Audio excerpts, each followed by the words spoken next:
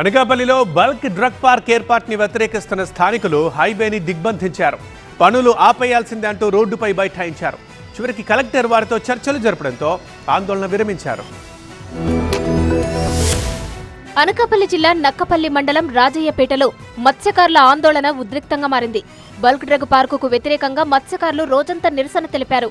నక్కపల్లి హైవేపై పెద్ద ఎత్తున ఆందోళనకు దిగారు.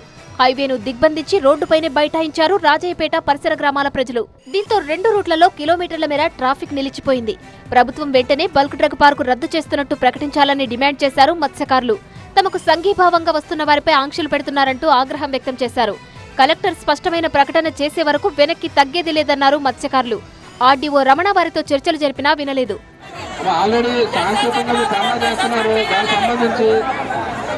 ఏవైతే రాష్ట్ర గౌరవ హోంమంత్రి గారు కూడా ఆవిడ చెప్పడం జరిగింది. కమిటీ వేసుకోమని చెప్పారు. కమిటీ వేసుకుని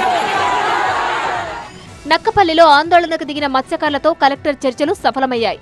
బల్క్ డ్రగ్ పార్క్ ఏర్పాటుపై స్థానికుల అభిప్రాయాలు తీసుకుంటామని, విషయాన్ని ప్రభుత్వం దృష్టికి తీసుకెళ్తామని కలెక్టర్ హామీ ఇవ్వడంతో ఆందోళన విరమించారు మత్స్యకారులు.